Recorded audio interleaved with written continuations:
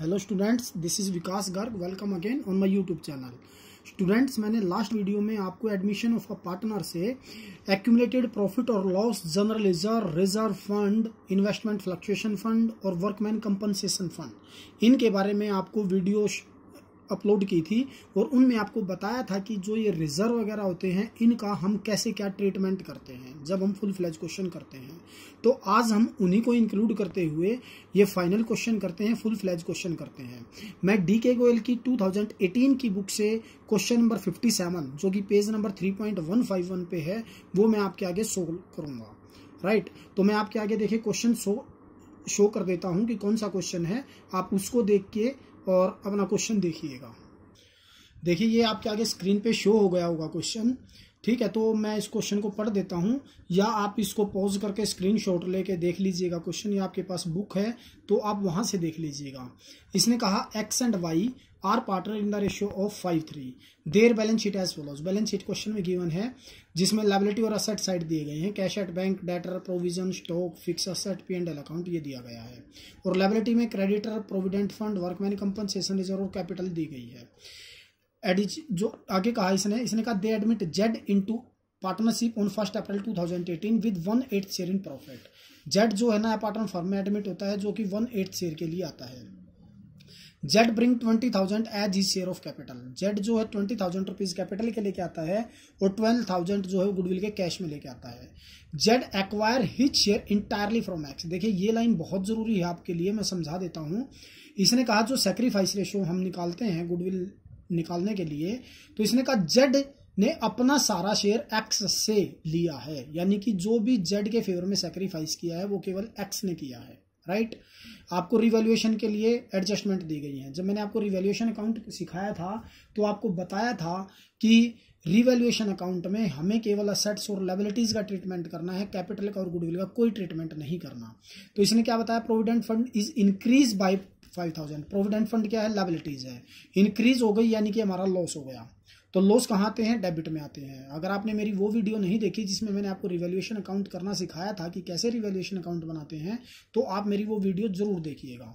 तो मैंने उसमें बताया था कि प्रोविडेंट फंड इंक्रीज हो गई 5,000 यानी कि लायबिलिटी बढ़ गई, लॉस हो गया, तो लॉस सारे डेबिट में आते हैं, तो ये डेबिट में आ जाएगा। Debtors are all good, therefore no provision is required on debtor. यानी कि इसने क्या बताया कि जो डेटर पे प्रोविजन बना रखा है, डेटर्स आर ऑल गुड, यानी कि जो 600 रुपये प्रोविजन बना रखा है इसकी कोई नेसेसिटी नहीं है, कोई जरूरी नहीं है, यानी कि सभी से पैसा आ जाएगा। हम पहले मानते थे 20,000 में से 600 रुपये जो प्रोविजन के, यानी कि हमारे पास नेट 19,400 रुपीज आएंगे। But according to this question debtors were all good, it means all the money, all the debtors, all the amount from debtor will be received. It means how much the amount received, 20,000. It means the profit of the 6,000 rupees and it will come in the credit side of the revaluation account. Right, stock include 3,000 for obsolete item. obsolete का मतलब होता है out of fashion, हम बोल सकते हैं अप्रचलित item है। यानी कि स्टॉक हमारे पास टोटल दे रखा है इसने 25,000 का, और इसमें यह कहा कि 3,000 रुपए के आइटम वो हैं जो अब आउट ऑफ फैशन हो चुकी हैं, जो सेल नहीं होंगी। इसका मतलब क्या हो गया, वो लॉस हो गया, तो ये क्या आ जाएगा, लॉस आ गया डेबिट में। क्रेडिटर को हमने 1,000 रुपीज मोर पेड करने हैं, इसका मतलब क्या हो गया, हमारी लायबिलिटीज इंक्रीज हो गई, तो ये लॉस हो गया, लॉस आएंगे डेबिट में। Fix asset revalued at 70,000। Fix asset total हमारे 70,000 रुपए के हैं, जबकि बैलेंस शीट में 80,000 के दिए गए हैं, तो ये भी 10,000 का लॉस हो गया, तो ये भी हमारी रिवैल्यूएशन अकाउंट में आ जाएंगे। राइट, तो देखिए सबसे पहले एडजस्टमेंट जो मैंने अभी आपके आगे पढ़ी थी, प्रोविडेंट फंड जो है इंक्रीज हो गया 5,000 रुपीज से, तो ये हमारा लॉस हो गया to provident fund 5,000 rupees. Second adjustment, debtor were all good, यानी कि डेटर्स जो हैं वो सभी अच्छे हैं। 600 रुपये जो प्रोविजन बनाया था उसकी कोई नेसेसिटी नहीं है, तो ये हमारा क्या हो गया, फायदा हो गया। By provision for bad and doubtful debt 600 rupees. Third इसने बताया स्टॉक में 3,000 रुपीज ऑब्सोलीट आइटम है, यानी कि ये हमारा लॉस हो गया, अभी मैंने आपको बताया था, तो ये 3,000 रुपीज हो गया। क्रेडिटर को 1,000 मोर पेड करने हैं, तो ये भी हमारा क्या हो गया, लॉस हो गया, और लॉस सारे जो है हमारे डेबिट साइड में आते हैं, because revaluation account is a nominal account and as per nominal account we have studied that in the 11th class, debit all expenses and losses and credit all income and gains. As per this nominal account all losses and all debit all expenses will be come in the debit side of the revaluation account and income and gains will be comes in the credit side. So next fifth जो adjustment है, इसने बोला fix asset revalued at 70,000, जबकि जो balance sheet में fix asset given है that is the 80,000, so that 10,000 loss to decrease the fix asset. तो मैंने आपको बताया था कोई इसमें कैपिटल की कोई गुडविल की ट्रीटमेंट नहीं करनी, तो रिवैल्यूएशन अकाउंट में केवल इतना ही करना है। अब हमें देखना है, देखिए हमें क्या हुआ 5, 3, 8, 9 और 10 19,000 का टोटल लॉस हुआ है, और जबकि जो प्रॉफिट हुआ है वो केवल 600 का हुआ है। तो जो अगर हम नेट कैलकुलेट करें तो ये हमारा हो गया by loss transfer to partners capital account XYZ। अगर पार्टनर्स की कैपिटल फिक्स होगी तो एक करंट अकाउंट में ट्रांसफर हो जाएंगे, और अगर कुछ नहीं कहा गया तो हम फ्लक्चुएट मानते हैं। और जो इनकी रेशियो है वो है एक्स और वाई 2 पार्टनर्स थे, तो एक्स और वाई में 5 और 3 की रेशियो में डिस्ट्रीब्यूट हो जाएंगे। तो अगर हम इसको 18,400 को डिवाइड करेंगे 5-3 की रेशियो में, तो ये आ जाएंगे आपके 11,500 और 1,600, राइट। अब देखिए पार्टनर्स कैपिटल अकाउंट हम बनाते हैं। मैंने आपको जो वीडियो नंबर 11 है मेरी एडमिशन ऑफ अ पार्टनर की, जिसमें मैंने फुल फ्लैज क्वेश्चन करवाया है, अब मैंने इसको पार्टनर्स कैपिटल को करने के उसमें स्टेप आपको लिखवाए थे। अगर आपने मेरी वो वीडियो नहीं देखी तो स्टूडेंट्स आप वो वीडियो भी मेरी जरूर देखिएगा, क्योंकि पार्टनर्स कैपिटल अकाउंट बनाना थोड़ा सा कॉम्प्लिकेटेड होता है। इसमें बहुत सारे स्टूडेंट जो है कुछ टर्म्स को भूल जाते हैं, कुछ ट्रांजैक्शंस को भूल जाते हैं। तो मैंने क्या किया है, उसमें टोटल 5 स्टेप्स लिए हैं और उनके अकॉर्डिंग क्वेश्चन करवाया है, राइट। तो देखिए जिसमें मैंने लिया है, सबसे पहले कैपिटल ओल्ड पार्टनर की ट्रांसफर करेंगे बाय बैलेंस ब्रोट डाउन, यानी कि to transfer the capital of old partner. तो ओल्ड पार्टनर की जो कैपिटल गिवन है, इन्होंने 70,000 rupees of the X capital and 31,000 of the Y capital. Second step revaluation का प्रॉफिट और लॉस ट्रांसफर करते हैं। अगर प्रॉफिट होता तो रिवैल्यूएशन अकाउंट के 2 वाला हम बाय में क्रॉस कर देते, ट्रांसफर कर देते। अब लॉस है तो उल्टी तरफ आ जाएगा, तो ये आ गया 2 रिवैल्यूएशन अकाउंट, या आप लिख सकते हो 2 loss on revaluation account, 11,500, 1,600, right. Third step में मैंने आपको रिजर्व लास्ट वीडियो में बताए थे, एक बार फिर बता देता हूं। देखिए बैलेंस शीट में आपको liability side general reserve fund, profit and loss account, investment fluctuation fund, workman compensation fund या रिजर्व, और एक कॉन्टीजेंसी रिजर्व, ये 6 तरह के रिजर्व हो सकते हैं जिनको आप ओल्ड पार्टनर में ओल्ड रेशियो में डिस्ट्रीब्यूट कर दोगे।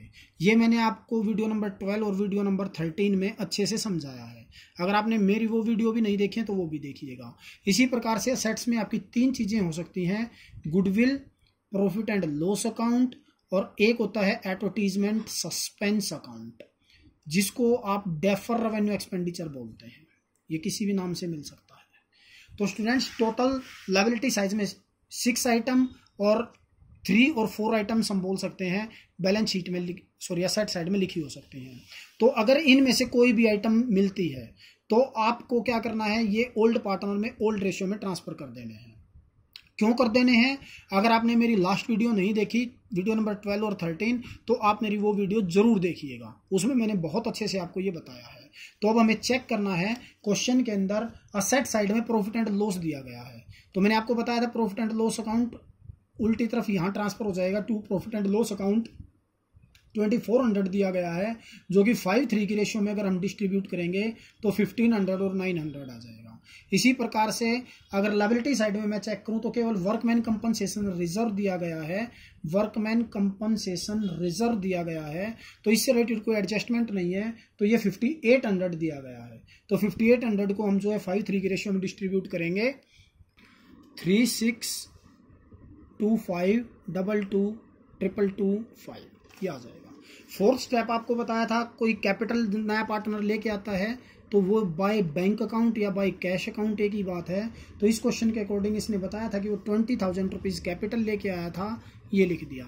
फिफ्थ स्टेप होता है गुडविल। देखो गुडविल या तो कैश में लेके आएगा वो, या कैश में नहीं लेके आएगा। जैसे अगला मेथड भी इसमें है कि when the new partner is does not bring the bring the share of goodwill in cash. अगर वो गुडविल का पैसा कैश में नहीं लेके आता, तो अगर कैश में लेके आता है तो मैं क्या कर दूंगा, बाय प्रीमियम फॉर गुडविल। ये आपको लास्ट वीडियो में मैंने जर्नल एंट्री की हेल्प से भी समझाया था कि यहाँ पे ऐसे क्यों आता है, ठीक है। और अगर मान लो गुडविल कैश में नहीं लेके आता, तो हम इसकी जगह मान लो इसमें नया पार्टनर जेड है तो हम लिख देंगे बाय जेड करंट, बस ये फर्क होगा और कोई डिफरेंस नहीं आएगा। गुडविल कैश लाता है तो प्रीमियम फॉर गुडविल, कैश नहीं लाता है तो जेड करंट अकाउंट। इस क्वेश्चन के अंदर गुडविल कैश लाया है तो ये premium for goodwill sacrifice ratio में। And as per this question Z acquire his share entirely from X, पूरा का पूरा हिस्सा एक्स से लिया है तो पूरा हिस्सा एक्स ने सैक्रिफाइस किया, तो गुडविल का जो 12,000 रुपीज है वो केवल इसको मिल जाएगा एक्स को। और अगर एक्स और वाई से सैक्रिफाइस करता तो गेन करता जेड, तो एक्स और वाई की रेशियो में डिस्ट्रीब्यूट हो जाता, राइट। तो यहाँ पे हमारे 5 स्टेप्स कंप्लीट हो जाते हैं। तो अब हम इनका टोटल करके और जो फाइनल कैपिटल निकलती है इनकी कैपिटल निकाल देंगे टू बैलेंस कैरी डाउन। तो इनका टोटल देखिए 20,000, 33,275, 70, 82, 85,625। तो अगर अब हम कैपिटल इनकी रिमेनिंग कैपिटल फाइंड आउट करेंगे तो ये आ जाएगी आपकी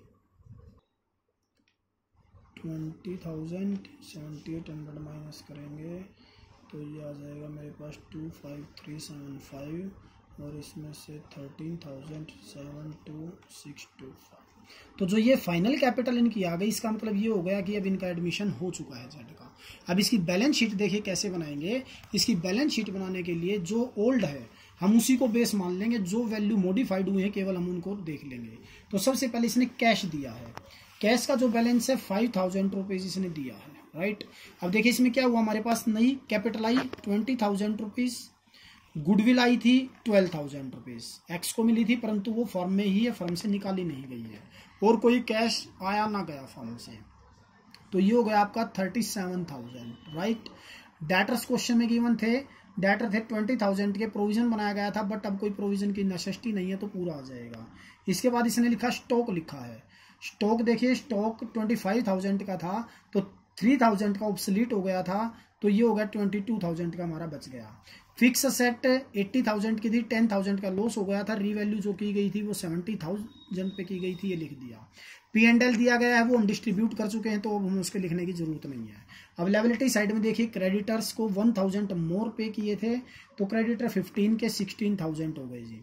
अब उसके बाद प्रोविडेंट फंड, प्रोविडेंट फंड को भी हमने 5,000 रुपीज इंक्रीज हो गए थे तो ये 10 से 15,000 के हो गए। अब वर्कमैन कंपनसेशन रिजर्व वो डिस्ट्रीब्यूट हो चुका है तो वो यहाँ पे नहीं आएगा। अब कैपिटल की मैं बात करूं तो अब तीनों की कैपिटल लिखी जाएगी, एक्स की, वाई की और जेड की। जो न्यू कैपिटल अभी हमने 72625 25375 एंड 20,000 ये फाइंड आउट की थी तो नई कैपिटल ये बन जाएगी। अब इसके बाद देखिए बैलेंस शीट में कुछ भी नहीं है, फिर भी हम एक बार सारी एडजस्टमेंट चेक करनी होती है, या तो रिवैल्यूएशन से चेक कर लीजिए या कहीं से भी चेक कर लीजिए। देखिए पीएफ को मैं 2 बार कर चुका हूं क्योंकि सभी एडजस्टमेंट 2 बार ट्रीटमेंट किया जाता है उनका। पीएफ का एक बार रिवैल्यूएशन में कर दिया, एक बार बैलेंस शीट से कम कर दिया। स्टॉक में 2 बार कर चुका हूँ, रिवैल्यूएशन में कर दिया, बैलेंस शीट में कर दिया। क्रेडिटर भी 2 बार हो गया, फिक्स एसेट भी 2 बार हो गई, प्रोविजन भी 2 बार हो गया। तो सभी एडजस्टमेंट 2 बार हो चुकी हैं। तो अब अगर आपका क्वेश्चन ठीक है तो आपका जो बैलेंस शीट का टोटल आएगा वो आपका बिल्कुल इक्वल आएगा 1,49,000 रुपीज। तो ये था स्टूडेंट्स। देखिए इसमें मैंने आपको बता दिया कि जो भी 3rd चैप्टर से रिलेटेड प्रॉब्लम है वो ओवरऑल इसमें कवर हो जाती है, राइट। तो इससे आगे एडजस्टमेंट ऑफ कैपिटल होता है वो इसमें कवर नहीं होता है। तो जो भी गुडविल कैश लाता है या कैश नहीं लाता है तो वो जो इसमें मैंने आपको बता दिया है। तो स्टूडेंट्स ये था हमारा फुल फ्लेज क्वेश्चन।